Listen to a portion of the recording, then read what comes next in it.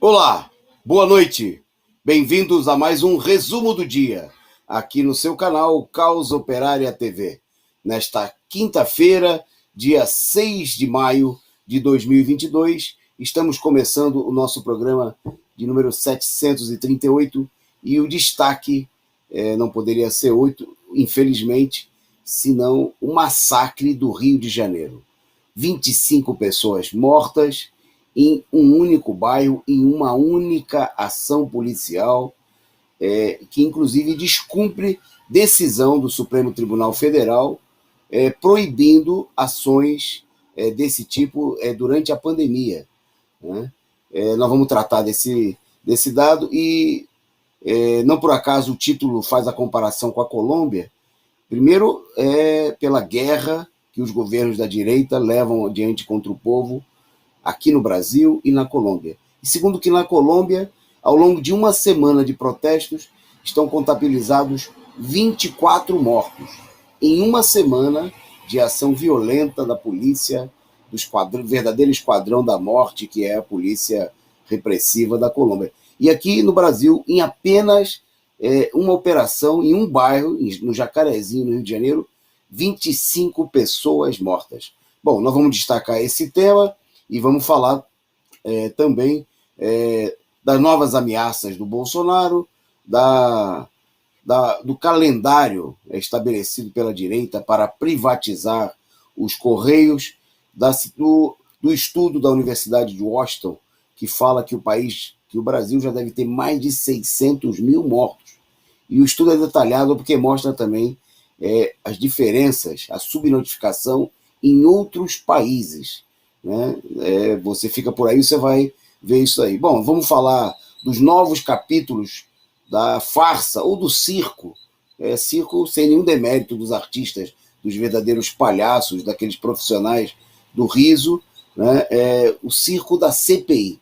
Né? O circo é a tentativa mal feita, é um circo com palhaços de péssima qualidade, né? Não profissionais, que não faz ninguém sorrir, que é o circo da CPI da pandemia.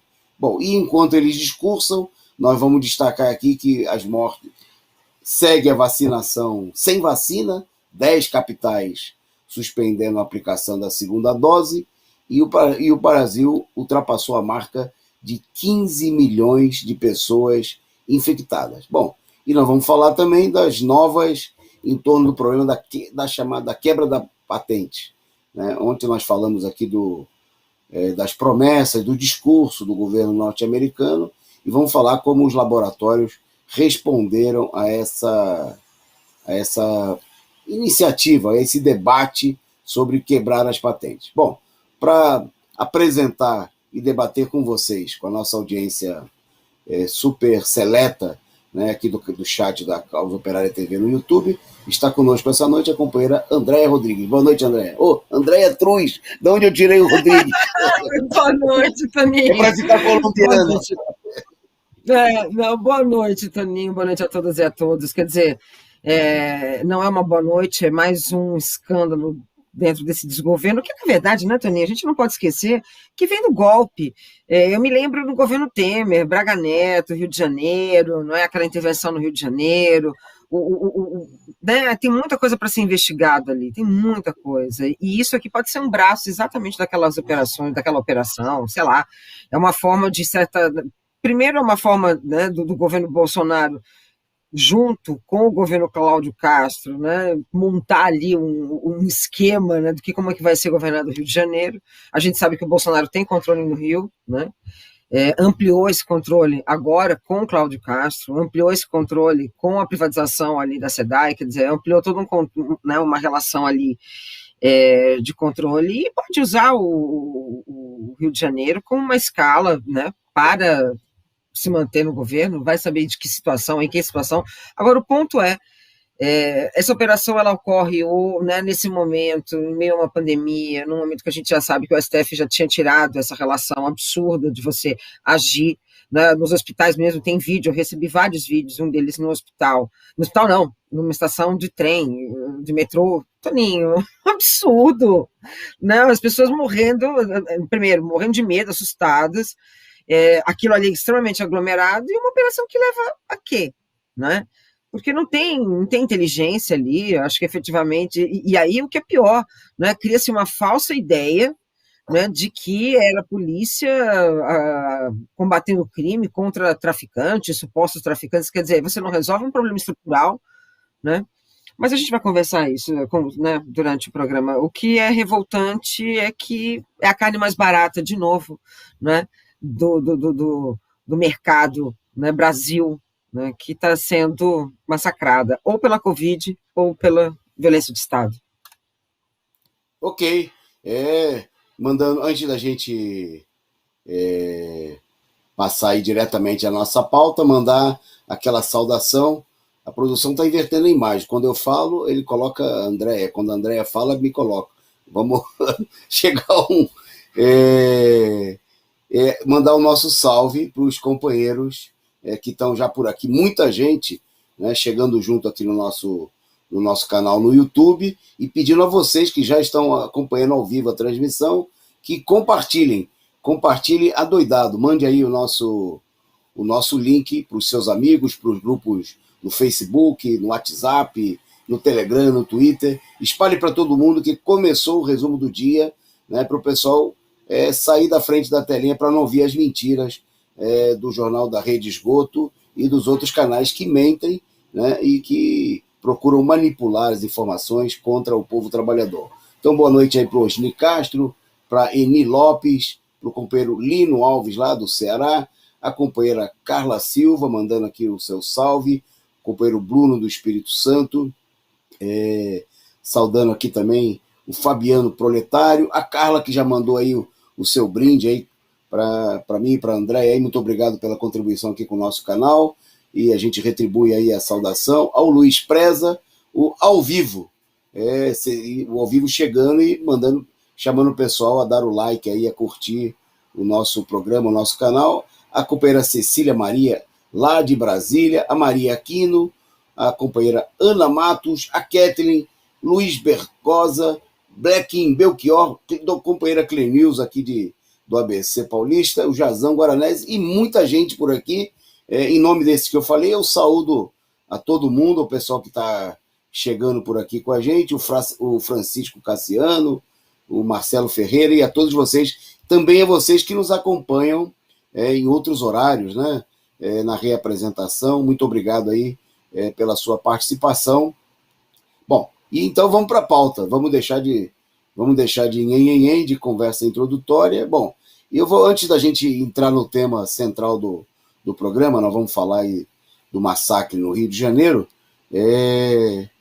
A Andréia destacou bem que esses massacres eles são um processo continuado, né? Nós estamos aí há mais de 2 anos, por exemplo, da morte da vereadora Marielle, do motorista Anderson, nada é apurado, né?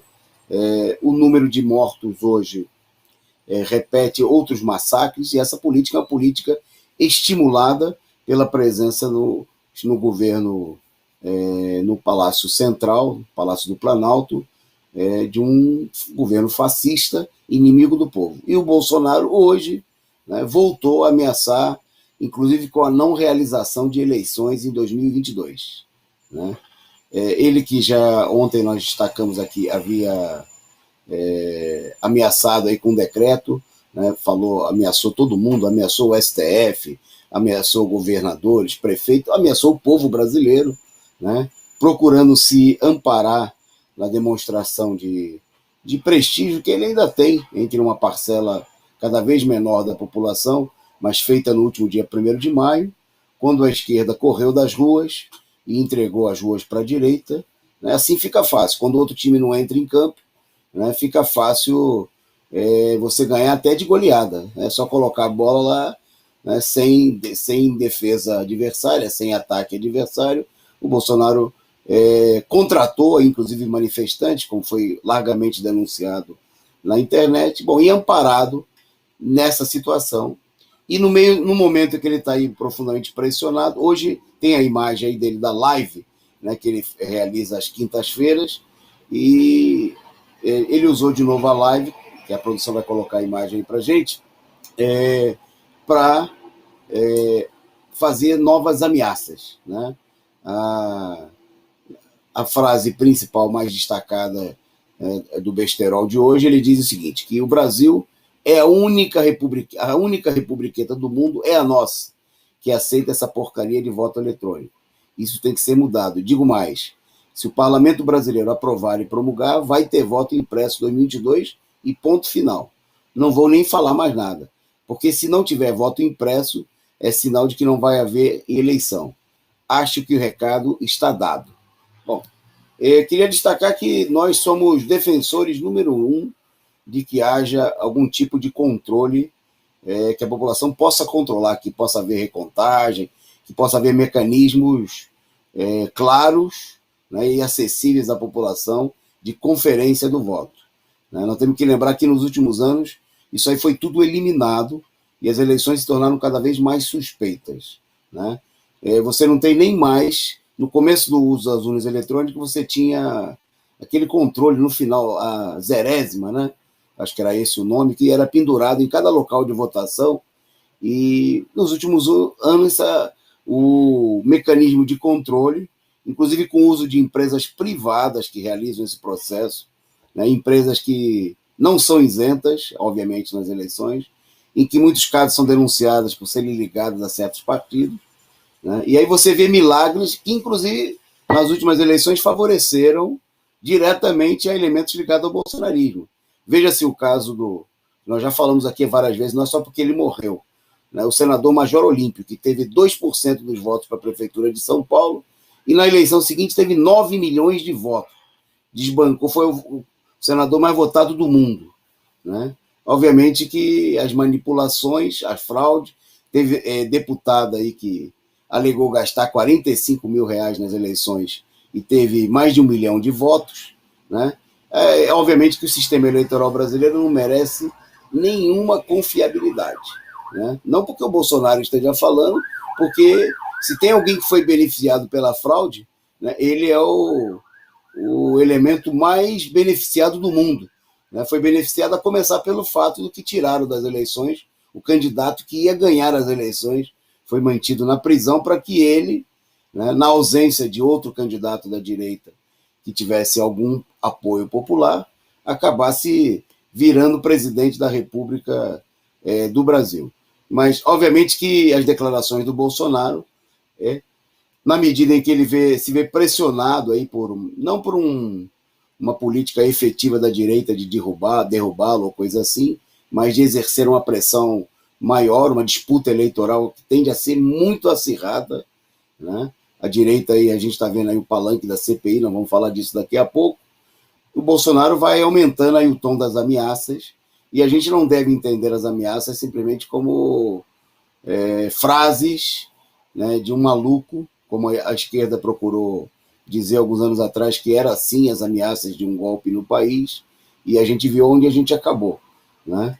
Então é evidente que o Bolsonaro, ele, ao mesmo tempo que outros setores da direita procuram articular aí um golpe de outro nível, né, um golpe de caráter de manipulação do processo eleitoral, e outras formas de golpe, né, tentando criar aí um candidato artificial para se opor ao Bolsonaro, e principalmente a candidatura do Lula, é evidente que a direita bolsonarista, com o presidente à frente, está pensando aí, né, em como... Porque evidentemente que se tiver eleições limpas, quem ganha a eleição, né, se tiver eleições limpas com Lula candidato, né, o resultado está muito provável, mas a gente não deve acreditar que as coisas vão acontecer, né, depois de um golpe de Estado que nós tivemos em 2016, da prisão do Lula em 2018 e de tudo mais que está acontecendo no país, o país podendo chegar aí a mais de 1 milhão de mortos, né, nós vamos acreditar, vamos esperar ingenuamente de que as eleições vão transcorrer.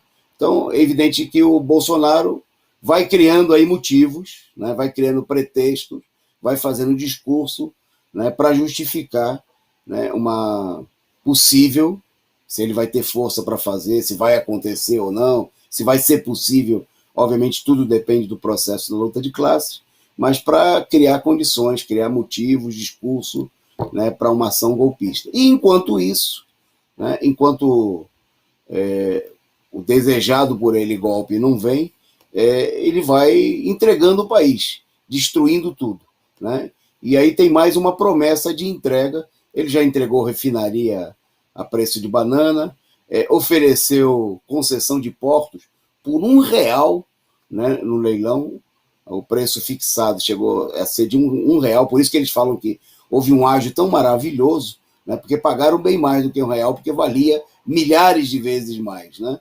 Bom, e agora, na fila da privatização, nós temos a Eletrobras, nós vamos falar disso mais para frente, nos próximos programas, mas hoje o destaque é que o governo anunciou que está preparando aí a possibilidade da privatização dos Correios ainda esse ano. Para contar detalhes sobre isso, eu vou passar para a Andréia falar para vocês. Vai lá, Andréia. Exato, Toninho. Na verdade, é aquela última, acho que é a única alternativa, né? Não tem mais o que fazer. E aí a política econômica de Guedes é o processo de privatização. Pela tentativa de privatização, né, o segundo edital de privatização, isso deve ocorrer até mais ou menos novembro, deve sair até novembro. A grande questão, Toninho, é que, mais uma vez, o único plano, né, para o governo são reformas, né, a reforma administrativa, essa privatização do Correio. Essa privatização do Correio, ele acredita, olha só, que nas mãos do setor privado o governo vai ampliar a capacidade de investimento de 300 milhões para 2 bilhões ao ano. Até muito engraçado, porque assim, eles, né, fazem isso com uma maldade muito grande, porque é uma verdade, né, uma mentira, né, dita várias vezes, ela acaba para a população se tornando uma verdade. E é o que eles utilizam, esse tipo de desinformação. Né? Mais uma vez, a gente vai lidar com problemas estruturais, Toninho. Com a privatização do Correio, a gente sabe muito bem que, né, cidades que não têm, né, um valor, para quê? Né? Por exemplo, até mesmo a Magazine Luiza se interessa pela privatização do Correio, mas ela não quer entregar correspondência, ela só quer entregar encomendas. Né? Então, o pesado e o que não dá lucro vai ser deixado de lado. Né? Numa política econômica que efetivamente não fez absolutamente nada, isso não vai resolver a situação do Brasil, né? Não vai resolver a situação da pandemia, não vai resolver a questão, né, de um auxílio emergencial, mas sim do mercado, de setores desse governo. Né? A gente não pode esquecer que Guedes foi e é um especulador no mercado. Então, Toninho, faz parte desse golpe, né? O golpe de 2017, o pedido era esse, o recado era esse. Precisamos, né? E a Dilma falou, né? A Dilma, que agora é presidenta para a Rede Globo, né? Você viu isso? Demorou, né? Mas agora, né, eles dão aquela identidade, né, para tentar ali falar que nós somos uma imprensa, enfim, né, progressista, sei lá, os caras piram. Mas, efetivamente, Toninho, ela falou, né, que não era por ela, mas era pelo um processo todo de privatização, de perda de direitos, e está aí. Né, ocorrer mais uma tentativa. Eu não sei se isso efetivamente vai acontecer, eu não sei, né, como é que vai ser o peso, até porque a situação do Guedes, né, não anda muito boa. Eu não sei se outro ministro teria condições de levar isso à frente, porque esse governo está, né, de certa forma, fragilizado, por isso que ele vai tentando de outras maneiras se manter, né, e se garantir no poder. Mas olha, Toninho, o que a gente tem aí é um desmonte, mais um, né? E lembrando a importância que não é, os Correios, pensar mais uma vez os Correios, como a gente pensa a Petrobras, levando em consideração que uma estatal tem uma função social a ser cumprida, então não é privatizar por privatizar, né? A gente tem que tem que pensar até onde essas empresas privadas pretendem levar, né, todo um setor que é ligado à comunicação, que é ligado, né, a um setor que é extremamente competitivo para alguns locais e para outros, né, é um problema. E aí vai ser problema e eles não vão chegar ali, como aconteceu no Rio de Janeiro, territórios que têm milícia, não passaram nem sequer para um processo, né, de privatização, aí fica pior, porque fica na mão de miliciano.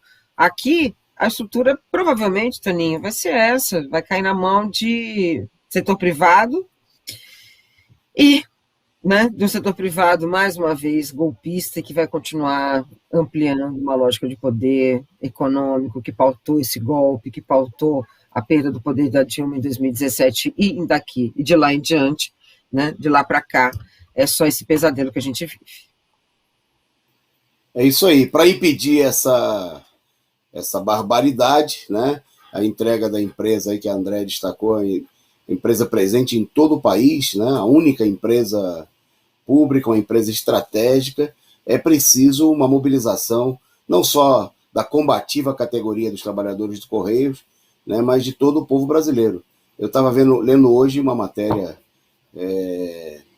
do jornal Causa Operária, destacando que com a privatização da energia, hoje, bom, a gente utilizava 95% da nossa matriz, era hidrelétrica, né?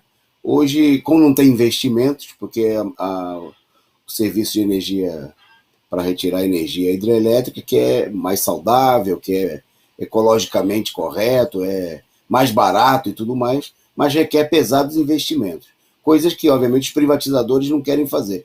E hoje nós temos menos de 50%, né, da energia consumida oriunda da matriz hidroelétrica. E com isso, a nossa energia está custando 127% mais cara que a dos Estados Unidos. Né? Um negócio totalmente absurdo, coisa que era barata no Brasil, que era energia. Né? Imagina-se com a privatização dos Correios. Né? Nós vamos ter aí uma situação que para você receber uma encomenda em casa, você vai ter que pagar o preço 2 vezes da mercadoria, né? Porque muita gente pensa que é assim, como a gente tem hoje, porque simplesmente sempre será assim. Não é assim, né? Nem no caso das correspondências, e menos ainda. Hoje o Correio está pesadamente aí envolvido também no serviço de entrega de encomendas, né? E isso garante ainda, até esse momento, uma presença forte de uma empresa que acaba mantendo custos mais baixos, né? A privatização vai fazer com que fez no setor de energia, de telefonia, né, de fazer tudo ficar aí a um preço de ouro, e é por isso que essas empresas aí poderosas, como Magazine Luiza, Amazon, estão de olho aí, né, no processo de privatização, né, além das empresas propriamente do setor de encomenda, Federal Express e outras. Bom, nós vamos falar muito desse tema, né, nós vamos colocar aqui no nosso canal toda uma campanha, né, a serviço da luta contra a privatização, e é preciso relevar adiante essa mobilização. Mas nós vamos entrar agora, então, no nosso tema central do nosso programa, não sem antes agradecer aqui ao Superchat, as figurinhas simpáticas enviadas pela querida companheira Maria Ângela Abduche, pelo companheiro Alisson e pelo Luiz Bergosa. Muito obrigado aí pela contribuição, e você pode mandar aqui de R$1 a 1 milhão, fique à vontade, né? Nós precisamos muito da sua contribuição. Contribua para fortalecer esse canal combativo, independente, revolucionário. Bom, como diz a chamada do nosso programa de hoje, a Colômbia é aqui, né? No Rio de Janeiro, o maior genocídio em uma única operação policial leva ao, por enquanto, e dados divulgados, que infelizmente sempre pode ser maior, tem gente baleada, tem gente ferida nos hospitais, né? Mas já tem números revelados de 25 mortos. Né? É bom começar destacando que o governo, né, nós vamos mostrar algumas imagens, pode ir liberando, produção, as imagens da chacina ocorrida aí na favela do Jacarezinho, né, na zona norte do Rio de Janeiro. O governo descumpriu, né, uma liminar que foi deferida pelo ministro Edson Fachin, que depois foi referendada pelo plenário da corte, que proibiu, né, as operações policiais nas comunidades durante a pandemia 19, né, a partir de uma arguição de descumprimento de preceito fundamental, né, que ficou conhecida como a DPF das favelas. Né? Bom, esse primeiro mapa aí ele mostra para a gente é um mapa do Rio de Janeiro, destacando aí, né, a comunidade do Jacarezinho, né, para quem não é do Rio de Janeiro, não tem muito uma comunidade, obviamente, operária, de trabalhadores. Tem uma imagem da favela e da comunidade, assim que você que a produção liberar, pode mandar para a gente, tem a imagem, para o pessoal ver aí as construções, né? Esse é o mapa, né? E na sequência pode liberar assim que tiver disponível aí a imagem da comunidade. O pessoal tem uma ideia, obviamente um bairro, tá aí, ó, um bairro super pobre, né, de gente humilde, de gente trabalhadora, né, e é por isso, bom, é bom lembrar o seguinte, porque um lema da direita, e é acompanhado por setores da esquerda, contra a realização de protestos, de manifestações, é o fique em casa. Então a gente poderia dizer que no Rio de Janeiro, né, nas comunidades operárias, o lema é assim, fique em casa e morra em casa, né? Porque a medida do STF, pelo menos formalmente, né, seria para evitar, né, que acontecesse esse tipo de ação e que as pessoas que estavam sendo impelidas a ficarem em casa, né, fossem premiadas, recebessem em casa, além de serem contaminadas pelo vírus da Covid, porque obviamente também ficar em casa não garante, nesses bairros operários, nenhum distanciamento social, nenhuma proteção real, né? Mas, além disso, né, esse tipo de ação policial que estava suspensa, pelo menos formalmente, né, o que não impedia a polícia de fazer aí no varejo várias iniciativas de matar muita gente, agora vocês vão começar a ver algumas cenas, pode soltar na medida que for liberando aí, produção, fotos, né, muito dramáticas, né, que mostram aí uma situação de guerra, né, é a verdadeira guerra que existe no país, né, que não é a guerra contra a Covid, porque guerra contra a Covid não tem teste, né, não tem vacina, tem fila para vacinar, falta a segunda dose. A guerra que existe no país é a guerra contra a população pobre, contra a população trabalhadora, que se não morre de Covid, está aí ameaçada de tomar tiro nas costas, como a Andréa falou no começo do programa, gente, e depois ela vai contar para a gente, porque tem denúncias da comunidade, o pessoal relatando tiro no metrô, né, no metrô, na estação, na linha que passa próxima aí à comunidade, né, e, bom, agora à tarde, vocês estão vendo aí os policiais, a operação desta feita teria sido comandada pela Polícia Civil, né, o que mostra, aqui vai entre nós, que não tem diferença nenhuma, né, e que a política defendida por certos setores de desmilitarizar a PM, a diferença que o pessoal não usa farda, mas mata do mesmo jeito, né? Que a polícia que nós temos no país é uma polícia racista, porque ninguém, vamos ter claro, ninguém ia entrar assim, né, atirando lá nos apartamentos na Tijuca, em Ipanema, em Copacabana, né? É uma política racista, né, contra a população pobre, negra, trabalhadora, né, que não... E aí a gente está vendo aí o resultado disso daí, né, são corpos sendo carregados pela PM, inclusive para limpar, né, a gente sabe que esse tipo de operação que a polícia faz, que a PM, a Polícia Civil, é para retirar do local, para mostrar a maneira criminosa como muita gente é morta, né, é gente morta com tiro nas costas, nas camas, tem imagens aí que foram vinculadas que mostram que o pessoal foi morto quando estava deitado, ou seja, não oferecia nenhuma resistência. É uma operação de extermínio, né? E o resultado deixa bem claro isso, né? Segundo os dados divulgados, seriam 24 civis que a polícia apresenta como suspeitos, né?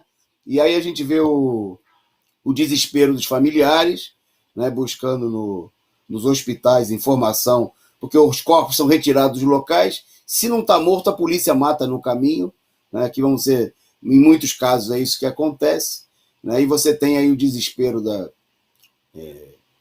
das famílias, de gente pobre, de gente trabalhadora, né, ameaçado por essa ação covarde, né, ação de extermínio, de guerra contra a população do Rio de Janeiro. O governo... Bom, esse quadro aí ele é interessante, que ele mostra as últimas operações com recorde de mortes, né, só para a gente ver como é que evolui, infelizmente, né, nos últimos anos, nos últimos quase 30 anos, aí você tem de informações, em 94, 14 mortos, né, no Complexo do Alemão para cumprir um mandato de busca e apreensão. Imagina, né, para ir atrás, para prender alguém, 14 mortos. Né? Aí você tem, vou pular, 2006, né, outro massacre muito famoso, o massacre da favela do Vidigal, né, que foi uma operação como essa de hoje, supostamente de repressão ao tráfico de drogas. É bom lembrar que essa política de ataque ao tráfico de drogas, em geral, é para passar a boca, né, o controle da favela para outra máfia. Né? A polícia vai lá, ninguém acredita que com isso vai acabar o tráfico de droga, né, na favela do Jacarezinho, ou seja, onde for. O que acontece é que amanhã outro grupo vai lá e domina a situação. Quer dizer, a polícia ela age no interesse, ela está defendendo o interesse ou da própria polícia, vai que o pessoal deixou de pagar o caixinha, né? Ou para defender o interesse de outro setor que está interessado em dominar a região, a polícia vai lá e enfraquece um lado em favor do outro. Bom, aí nós temos, no ano passado, né, no Complexo Alemão, em 2007, toda aquela operação de tomada das favelas que antecedeu aí a instalação das UPPs, né? E no ano passado, no Complexo Alemão, 12 mortos. Né? É bom lembrar que no ano passado, em um dia, houve aí um número de mortos semelhante ao de hoje. Só que aconteceram operações policiais em 3 locais diferentes. Só numa casa, eu me lembro, né, naquela data fatídica, mataram 8 pessoas. Entraram atirando, né, na frente da mãe, na frente de crianças, né, pessoas rendidas. Bom, hoje, né, no Jacarezinho, 25 mortos, o maior saldo na cidade do Rio de Janeiro, né, mostrando, inclusive, assim, que não vale nada a decisão do STF. A PM, inclusive, a polícia, agiu aí dizendo claramente que decisão do STF não vale nada, né? Só vale se for para prender o Lula, né? Aí vale. Agora, se for para agir contra um sindicato, aí tem valor, né? Se for para fazer discurso no Congresso, vale. Agora, quando se trata de defender a vida da população pobre, trabalhadora, né, bom, esses senhores aí, só para a maneira criminosa como age a polícia, eles estão divulgando como sendo pessoas suspeitas de terem atirado contra o agente policial que acabou morrendo. Né? Nós estamos num faroeste, porque essa política aí é para justificar novos extermínios. Né? Porque eles vão usar isso aí para a polícia ir atrás de pessoas que a gente nem sabe. A gente nem sabe se o agente policial morreu de bala perdida dos próprios policiais, porque eles atiraram em tanta gente. Por que não atirar num soldado também? Né? Às vezes, acidentalmente, pode acontecer. Eles atiram em crianças, atiram em metrô. Bom, eu vou passar para a Andréia para ela complementar, né? E também falar aí das denúncias do massacre feito, inclusive, pela OAB e por familiares da comunidade do Jacarezinho. Com você, Andréia. Pois é, Toninho, hoje foi uma tragédia. Não é tragédia não, mais um crime, né? Porque isso não é uma tragédia, mais um crime, mais um processo da violência do Estado que ocorre, né, no Brasil desde um processo, se a gente for levar em consideração, né, dos últimos 50 anos para cá, desde o processo dos últimos 30, 40 anos da redemocratização para cá, né, onde você tem uma ampliação de uma força policial, né, que vai utilizar métodos, inclusive, né, Toninho, para além de tortura, de extermínio, muito comum do que eles praticavam na ditadura. Quando você falou, né, de policiais, inclusive policiais que podem ter, por bala perdida, ter atingido outros policiais, sim. Isso Toninho, a grande questão é essa. Quando falam que é uma operação de inteligência, não é boa. Não é uma operação de inteligência. Uma operação de inteligência pegaria quem eles estariam procurando e efetivamente sem dar um tiro. Né? Teria alguma condição de preservar a vida da população que está ali no Jacarezinho. Né? E eles não têm essa relação. Tirar totalmente, desumanizar. É isso que é absurdo. Né? É como se aquelas famílias, como se as pessoas que vivem em territórios favelizados tivessem que aceitar que a morte do seu companheiro com um tiro na cabeça é algo normal. E que não é. E a garantia do Estado para essa pessoa, se for, porque é um suspeito, mas se for efetivamente culpado, cadê a garantia do Estado para que ele possa, não é, cumprir ali, se ressocializar. Quer dizer, não existe. Não é uma operação de inteligência. É uma operação de extermínio. A gente sabe muito bem o que é. É matar corpos que para eles não são rentáveis. E entram ali e não tem como saber. Não tem como saber. E aí, Toninho, mais uma vez concordo contigo.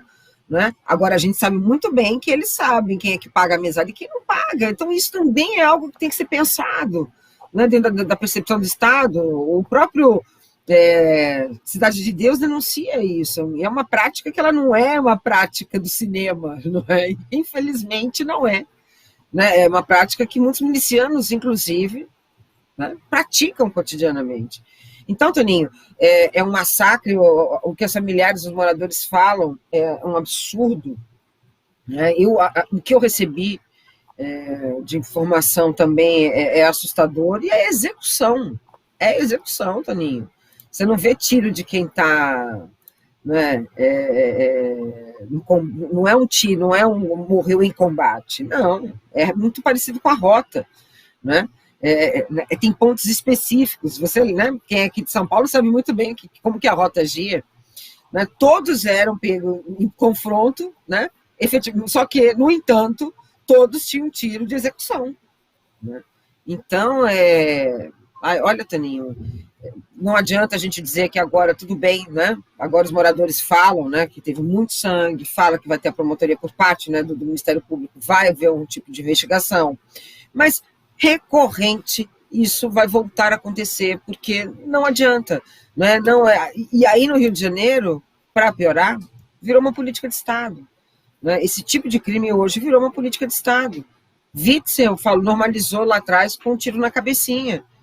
Né? Witzel saiu tem uma semana, Cláudio Castro já botou em prática. Né? Isso é muito sério, quer dizer, isso tem que ser investigado. Né? Partiu da onde isso? Né? É deliberação de quem? A troco de quê?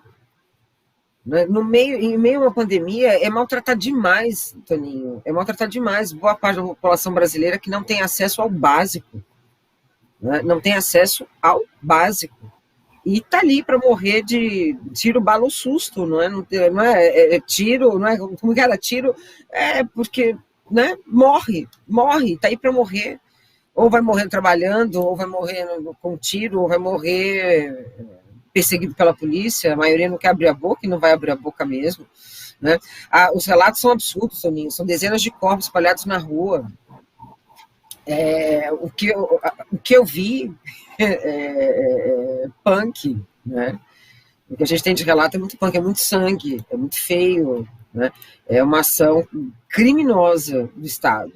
E o que é pior, nesse processo de desumanização, Toninho, eles entram em outras casas, tem um relato de que um dos suspeitos morreu no quarto de uma criança.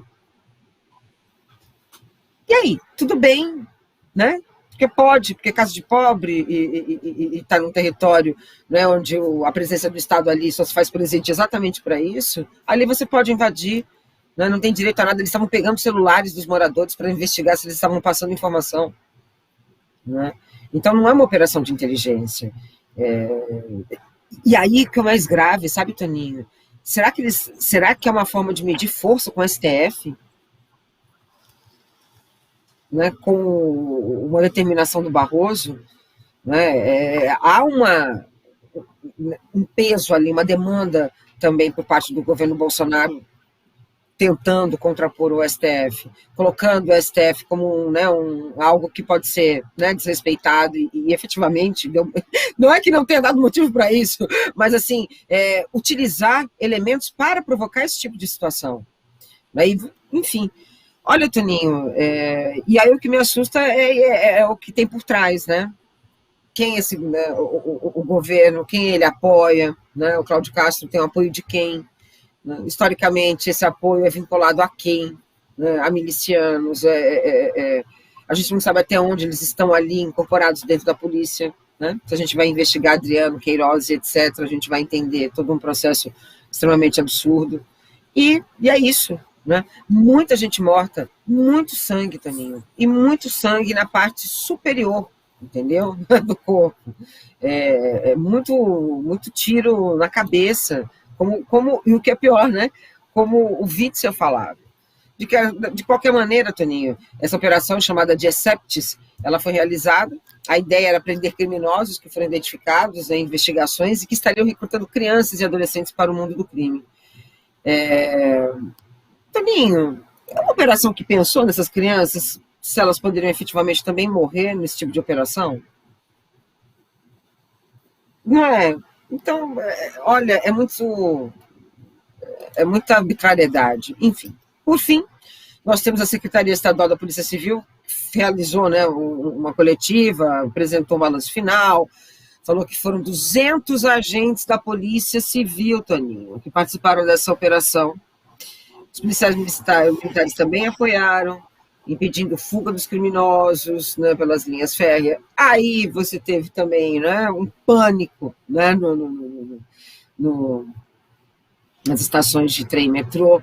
Olha, também entre feridos, 2 agentes, 2 passageiros do metrô Rio, que foi baleado dentro da composição, que passavam pela triagem, um descaso com a população, com a classe trabalhadora brasileira, efetivamente, essa que tem, né, todo dia tendo que enfrentar o básico, né, e o que é o terror pior, né, que é morrer e enfrentar o Covid, se não morre baleado numa operação militar que não é de inteligência, que não pensa em salvaguardar o direito da população dos territórios favelizados, a não ser exterminá-la. É isso aí, André. Massacre, covardia, né? É bom lembrar, uma semana você falou aí, se fez referência corretamente ao Witzel, né? Que publicamente defendia essa política de atirar na cabeça, e faz uma semana apenas que ele foi afastado de maneira definitiva do cargo, né? E agora o governador Cláudio Castro, já empossado de maneira definitiva, está aí executando a mesma política. Isso é importante para muita gente que procura apresentar, e que você trocar 6 por meia dúzia adianta alguma coisa. Essa imagem aí é uma imagem muito dura, né? Porque mostra o desespero de uma mulher, de uma mãe, de uma esposa, né? Diante da política criminosa, assassinos covardes, né? De gente que entra atirando na favela, e é por isso que o povo precisa ter como se defender, né? O povo tem que ter direito a se armar, tem que ter direito a constituir comitês de autodefesa, porque contra essa covardia não adianta clamar pela boa vontade desses facínoras, né, de gente que não tem nenhuma preocupação, nem aqui e nem em nenhum lugar do mundo, né? O número, a gente comparou aí com o número da Colômbia, para mostrar o nível de massacre, o governo norte-americano do Biden ordenou o bombardeio da Síria. No bombardeio, realizado logo nos primeiros dias do governo do Biden, morreram 22 pessoas. Aqui, o governo do Rio de Janeiro, de uma única cidade, vai lá e manda entrar numa favela e mata, né?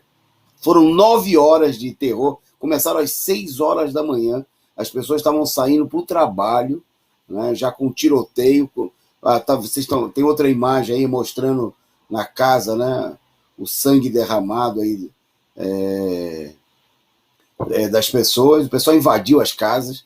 Quer dizer, a casa, o lar, toda aquela conversa fiada de família só vale, né, para a família da burguesia, só vale para a família dos genocidas, né? E são esses aí os defensores dessa política, inclusive o governador do Rio de Janeiro, né, do Partido Social Cristão, né, é ligado aí à Igreja Assembleia de Deus, né? Está aí a justiça, está aí a defesa da vida, né? São esses genocidas, esses criminosos, por exemplo, que são favoráveis a colocar atrás das cadeias as mulheres, por exemplo, diante do aborto, porque dizem que eles são defensores da vida. Está aí a maneira como eles defendem a vida, atirando, matando, né? Aqui no nosso chat, o pessoal lembrando que em muitas dessas operações, quase sempre muitas crianças são vítimas, ou porque são vítimas diretamente, ou porque imagina uma criança ver um pai, ver um irmão, um vizinho, seja lá o que for, morrer dessa maneira, né? Que expectativa de vida, e que vida, que drama, né? Que situação desgraçada, né, que esses senhores impõem Bom, por isso é preciso mobilizar e lutar. Queria agradecer aqui, antes da gente seguir aí, nós precisamos seguir aqui, né? E fazer do conhecimento da realidade uma arma para lutar, para transformá-la, né? Agradecer ao Luiz Preza pelo superchat, né? E tem muitos comentários aqui sobre o tema, né? Eu agradeço aqui a participação de todo mundo, né? O nosso canal interativo aí.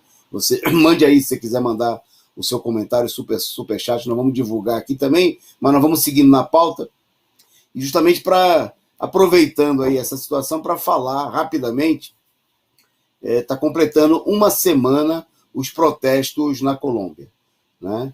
E os protestos, eles são importantes, né? Porque tem imagens, pode soltar as imagens, produção, por favor, porque eles são um sintoma importante, porque o povo resolveu reagir, porque essa situação de massacre na Colômbia tem sido uma constante, né? Massacres como esse do Rio de Janeiro, no sentido de massacrar a população em geral, massacre às lideranças do movimento de luta popular, indígena, né? Massacre aos ex-militantes de esquerda que estiveram aí na Farc, que assinaram um tratado de paz que a direita não cumpre, né? E já matou aí mais de 200 ex-ativistas das Farc, né? Bom, e o povo, a situação entornou o caldo, né? Desde o último dia 28, que o povo saiu às ruas da Colômbia contra um pacote do Paulo Guedes de lá, né? O ministro da Fazenda, que resolveu estabelecer uma reforma tributária para fazer a população pagar mais imposto, a classe média e também a população em geral, né, penalizando o consumo.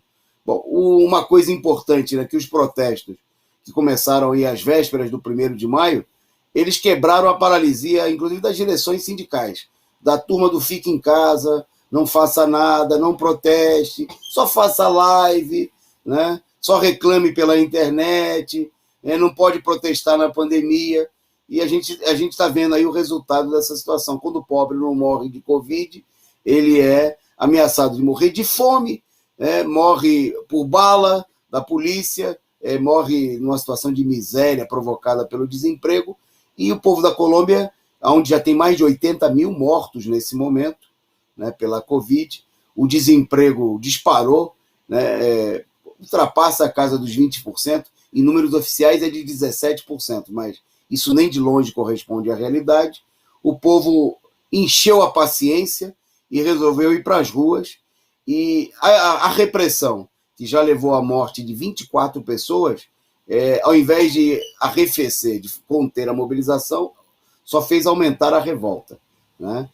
Hoje mesmo foi convocada uma nova paralisação nacional e cada vez mais o povo está se organizando. O ministro da Fazenda, que eu não lembro o nome agora, Barranquilla, eu esqueci, eu fico devendo o nome para vocês, se alguém lembrar, pode soprar para a gente aí no chat. Ele renunciou, né? Isso aí também o povo não se iludiu com essa, e o povo, ao contrário da esquerda, que só quer esperar pelas eleições, está preocupado em ver se elege mais um deputado, essas migalhas que a gente vê. O povo está pedindo a cabeça do Duque, o Ivan Duque, o amigo do Bolsonaro, capacho, né, do imperialismo norte-americano, um governo que vive de provocar, né, uma das coisas que ele faz com eficiência. Emprego para o povo não tem vacinação, não tem atendimento médico, mas uma coisa que o governo da Colômbia faz bem é provocar a Venezuela, né? País que tem 3% do número de mortos na pandemia em relação à Colômbia, né? A Venezuela tem pouco mais de 2 mil mortos e a Colômbia já está completando aí 80 mil mortos. E aí a arma da direita é a polícia, né? Num certo sentido, todo esse massacre no Rio de Janeiro digamos assim, um massacre prévio. É a política de terror, né, para tentar evitar que a população exploda antes. Mas isso aí, com certeza, não vai conter a revolta, né, como não está contendo na Colômbia, também não vai conter a revolta do povo aqui no Brasil, né? Bom, nós vamos em frente, né, a hora obriga a gente a caminhar aqui, tem assuntos na pauta. Vou passar para a Andréa, para ela destacar aí um importante estudo que mostra que projeta que nós já devemos ter no Brasil um número bem maior de mortos. Quem vai contar os detalhes para você é a Andréa. Pois é, Toninho. Cada dia, a gente já falava isso desde o ano passado, né? Nós falávamos e muito, né, sobre subnotificação, pela falta de teste, né, por toda uma política de você enfrentar uma pandemia às cegas, né? E agora, na semana passada, acho que foi, né, Toninho? Acho que foi retrasada, nós conversávamos sobre isso aqui e falávamos que era um número de 500 mil, não é? Não são 500 mil. Com a base nessas subnotificações, um estudo, né, projeta que o Brasil já atingiu quase 600 mil mortes por Covid. E o que é pior, Toninho, eu vi uma pesquisa, uma publicação ontem, e falava sobre a dificuldade de diagnosticar as mortes por Covid em crianças.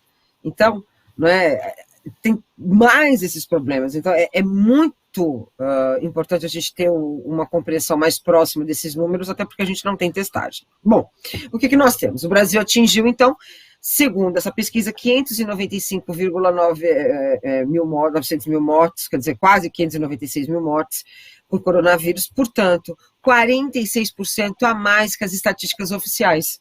É um estudo que foi realizado pelo Instituto de Métricas e Avaliação em Saúde, na sigla em inglês IHME, da Universidade de Washington, nos Estados Unidos. Esses pesquisadores, eles fizeram, na verdade, uma estatística, e pelas estatísticas oficiais, eles informaram que 408.680 vítimas por Covid-19 ocorreu na última terça-feira, chegando a esse número, né? Sendo que o número real, então, 408 mil, o número real seria 595.903 óbitos. Na verdade, eles entendem, né, que, primeiro, leva em consideração que o Brasil, né, é um número, tem que ser significativo esse estudo. Na prática, eles estão fazendo uma porcentagem de cada 100 óbitos por coronavírus no país a 146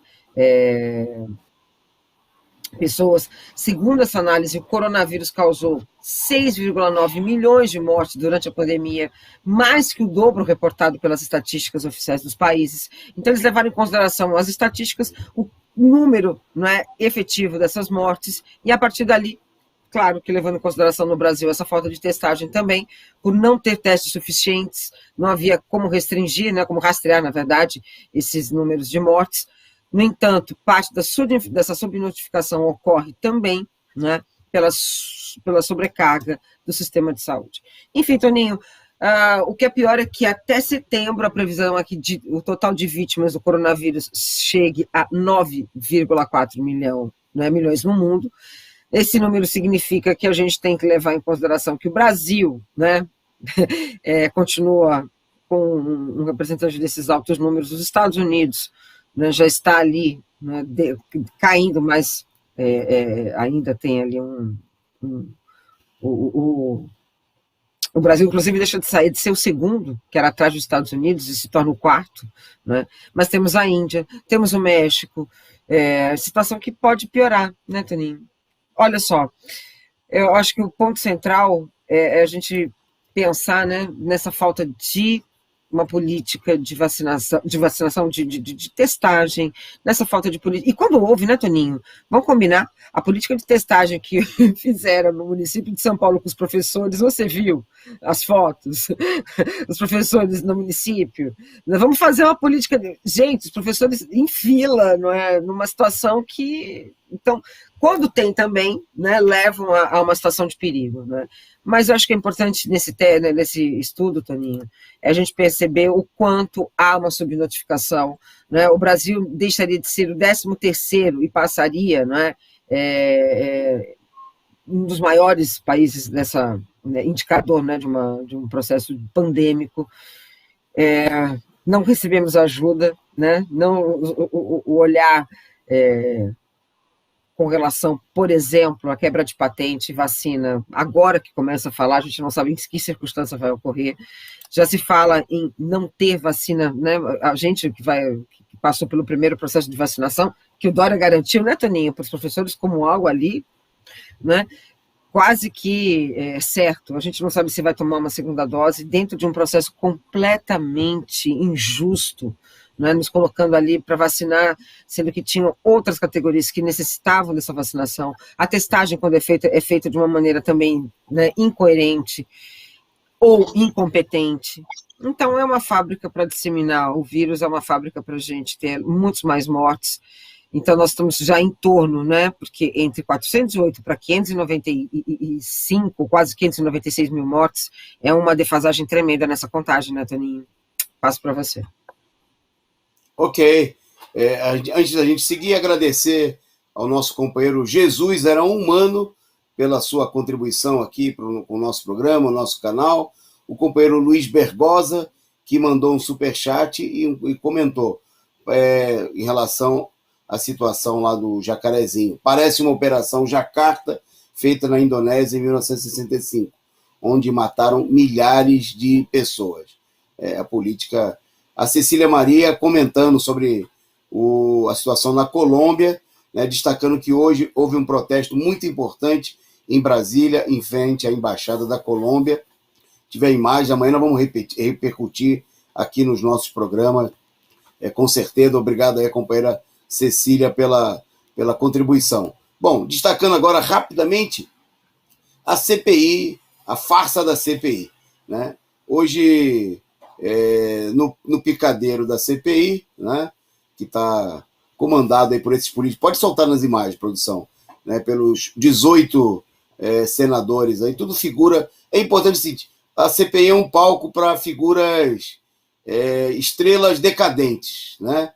São figuras aí que perderam a pompa e a circunstância nos últimos anos, gente como Renan Calheiro, que já foi presidente do Congresso, estava no ostracismo, agora veio para cima, para a ribalta, né, com a CPI. Tasso Gereissati, né, o homem da Coca-Cola, e outras figuras da direita, inclusive da direita da esquerda, né, como o senador do PT, Humberto Costa, que é o homem das páginas amarelas da Veja, né, dizendo que tem que virar a página do golpe e outras coisitas mais. Bom, pois bem, o pessoal aí... brilhou, né, se instalou aí o trabalho, a gente vem acompanhando aqui. Hoje foi a vez do ministro, pode seguir com as imagens, hoje foi a vez do ministro Marcelo Queiroga, né, que, como os outros ex-ministros que depuseram ontem, não apresentou, obviamente, como Mandetta, que teve lá também na CPI no dia de ontem, né, não apresentou nenhuma novidade. O que ele falou, mais ou menos, todo mundo já sabia. Discursou, né, num palco dado aí o pessoal fazer campanha eleitoral para 2022, que é disso que se trata a CPI. O ministro disse que o colapso na saúde ocorreu por imprevisibilidade biológica. A gente poderia traduzindo para o... Né, o Mandetta ontem procurou colocar a culpa no Bolsonaro. Ele não teve culpa. Ele votou a derrubada da Dilma, ele votou o congelamento dos gastos da saúde, ele e todos os senadores, todos, à exceção dos deputados e senadores da esquerda, votaram o congelamento dos gastos da saúde, votaram a destruição do SUS. Mas ele não tem culpa, eles são santos. Né? E aí, tirar o Mandetta daí, gente, pode ir, produção. E hoje o Quiroga, né, foi lá fazer demagogia e dizer o seguinte: imprevisibilidade biológica quer dizer o seguinte: a culpa é do vírus, né? Vamos mandar prender e matar o vírus, porque ele que é o culpado, né? Não foi o governo que não tomou medida, não foram os ministros da saúde, não foram os governadores, foi ninguém. Talvez até alguém chegue lá e vai dizer, né, que nessa imprevisibilidade biológica a gente deveria responsabilizar o povo, né? O povo seria o culpado, né? Até porque, quem sabe, nasceu e agora está morrendo, né? Está dando bobeira aí para o vírus. É uma enrolação, né? A CPI. O ministro, mesmo no meio dessa crise, ele expressou o seu caráter reacionário e foi contra a quebra da patente das vacinas, né? Num país em que as pessoas estão morrendo por falta da vacina, no momento que até o reacionário governo norte-americano acena com uma suspensão, né, da patente por um período, em condições a serem negociadas a longo prazo, enrolação do Biden, mas o capacho, né, dos laboratórios internacionais, mostrando aí que tem muita gente recebendo dinheiro aí da Pfizer, né, dos grandes aparatos aí da indústria farmacêutica, dos grandes monopólios que estão lucrando bilhões. O ministro simplesmente disse que é contra a quebra da patente. Deixa o povo morrer, né? Num país sério, teriam que mandar prendê-lo, né? O ministro da Saúde que é contra que tenha vacina para o povo. Porque para ter vacina, precisa quebrar a patente, tá certo? Para produzir a vacina rapidamente no Brasil, porque a vacina não vai vir, não vai chover vacina, não vai cair do céu, né? Não tem no mercado à venda, e até a China, que exporta, quem mais exporta vacina para o Brasil, o presidente ainda tratou de provocar, né, dizer que a China está fazendo guerra biológica contra o mundo. Então tinha que mandar prender na hora, né, o ministro da Saúde que é contra a saúde do povo, né, que é favorável que o povo morra, né, mas que se preserve o sagrado lucro, né, das indústrias farmacêuticas. Bom, enrolação pura, né, assim como um outro palhaço fora do picadeiro, né, acabou sendo relativamente desmascarado. O Pazuello, que ontem disse que estava de quarentena, ele hoje foi flagrado recebendo a visita do ministro do governo Bolsonaro, Onyx Lorenzoni, na sua casa, né, André? Fala, comenta aí. Ô, Toninho, olha, é muito engraçado. Esses caras são muito descarados, é muito engraçado. Olha, eu não. É muita cara de pau, né? Primeiro porque para ir para o shopping ele vai sem máscara, né? Para receber o Onyx pode, mas para ir para a CPI não. Então é isso. Os senadores é óbvio que né, citam condição coercitiva para ele, porque acho que efetivamente ele não vai aparecer. E aí ele alegou que não poderia, lembra, né? Não posso ir porque eu estou achando que eu tenho Covid. O Onyx Lorenzoni, que já falou tanta bobagem com relação à pandemia. E é isso, então tem ali, né, dois negacionistas que provocam, acho que de certa maneira tentam medir força ali com a CPI. Ele alegou, né, para não ir, né, que teve contato com 2 contaminados, portanto não tem condições. Agora eu quero saber o que eles vão fazer com o Onyx Lorenzoni depois dessa visita. Ele vai ficar numa quarentena, ou ele vai participar das atividades do governo, ou ele vai fazer uma visita lá na CPI, né? Porque eles estão doidos para que alguém pegue. Entendeu? Então, Toninho, olha, esses caras assim, perderam totalmente. Assim, né? Primeiro que nunca tiveram, né? Para chegar onde eles estão hoje, eles nunca tiveram o mínimo, né, de senso, nunca tiveram. Sempre agiram de uma maneira descarada, com muita cara de pau, né? Pelas atitudes, pela forma como conduziram, não é, a pandemia, os absurdos, né? O Onyx Lorenzoni, gente, ele é o ministro da Secretaria-Geral da Presidência, Toninho.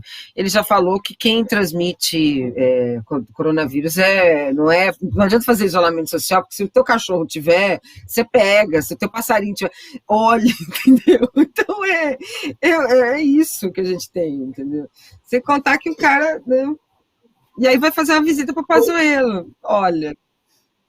Andréia, eu vou fazer um breve comentário e vou devolver para você falar dos números da Covid aqui no Brasil. O comentário eu vou me apoiar aqui numa declaração de um amigo nosso no chat, o companheiro o Luiz Bergosa, que ele explica por que o Lorenzoni foi visitar o Pazuello. Ele diz o seguinte, que o Lorenzoni é veterinário. Então está explicado.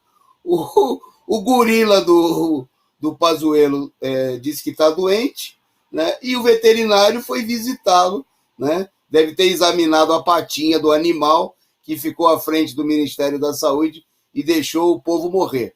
Bom, e só antes de voltar para você apresentar aí os números, eu vou agradecer aqui o superchat, a participação do nosso amigo Desta Vez Eu Consigo, muito obrigado, né? Dizendo aí que se referindo aí aos nossos amigos, a nós todos aqui do programa, né, que nós somos demais. Muito obrigado, agradecer aí a participação, e vocês sigam o exemplo aí, que desta vez eu consigo, e contribuam com a gente. Ajude a sustentar essa imprensa combativa, revolucionária. Com você, Andréia, a sua última da noite, infelizmente, é anunciar aí os números da Covid no país no dia de hoje.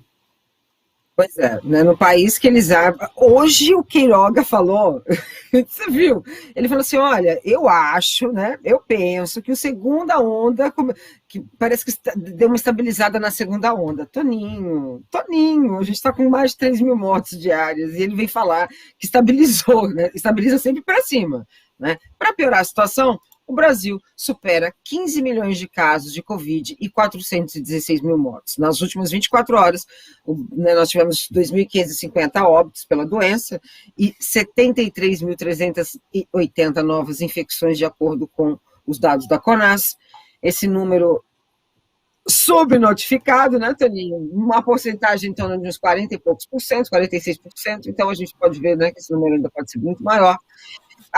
Com a média móvel, então, o Brasil nos últimos dias chegou a 2.252 e a média de casos 58.984. E aí, Toninho, né, são 106 dias seguidos com essa média móvel de mortes, né, de mais de 1.000 mortes diárias, e 51 dias acima de 2.000 mortes diárias, e está tudo bem. Está tudo tranquilo, a gente não precisa fazer isolamento, a gente pode voltar, né, quase que uma vida normal. Olha, Toninho, esse número só não é pior porque, olha, né, porque a gente não tem noção, né, porque a gente não consegue efetivamente chegar ali e ter um Ministério da Saúde que tivesse preocupado em trazer um pouco, né, de informação sobre o número de infectados, lidar com esses infectados dentro de uma situação, né, de como você pode remanejar para evitar maiores, né, infecções. Mas é isso, Toninho, não tem e não terá. Hoje o Queiroga falou que está tudo certo. Está aumentando, agora estabilizou para cima, né? Antes era 1.500, agora estabilizou para 3.000, 2.700, né? 2.500 a 3.000, e é o que nós temos. Desde o início, então, né, a CONAS tem divulgado, né, desde o ano passado, por conta de uma confusão com o Ministério da Saúde, então essas informações, de certa forma, elas ainda, né, têm um papel de tentar esclarecer ao máximo os números que nós temos em mãos, levando em consideração que há uma subnotificação imensa.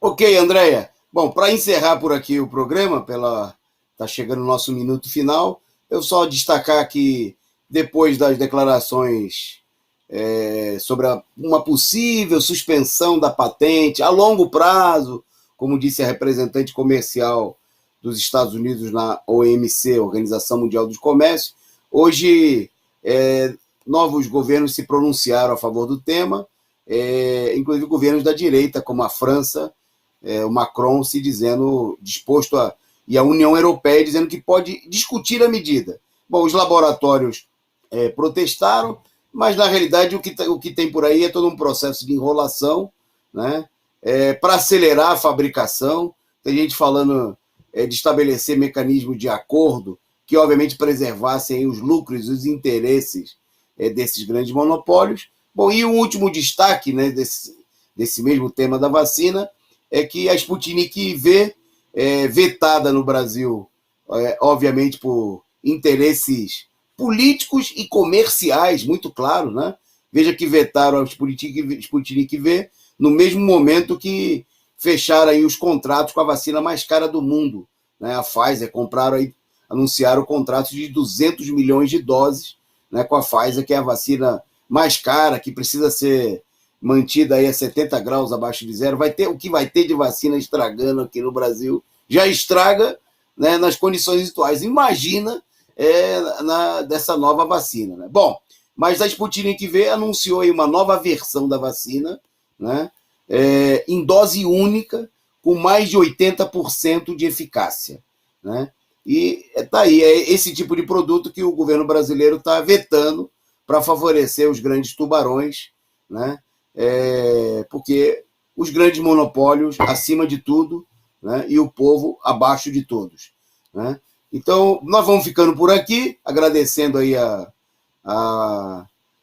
presença, a participação, a audiência elevada de nossos amigos aqui e a participação do pessoal no Superchat, a simpática e combativa presença também da companheira Andréia, que volta na semana que vem com a gente, mas amanhã tem mais resumo do dia. Boa noite, Andréia. Deixo para você encerrar. Beleza, boa noite então, Toninho, boa noite a todos e a todas. E olha, vamos ficar de olho porque o Rio de Janeiro, o que aconteceu no Rio de Janeiro, a gente não pode deixar, né, isso passar, né, dessa forma. É uma violência de Estado e é uma forma de tentar tirar, né, o Bolsonaro da mídia também. Né? Vamos pensar nisso tudo. Até semana que vem, Toninho. Tchau, tchau.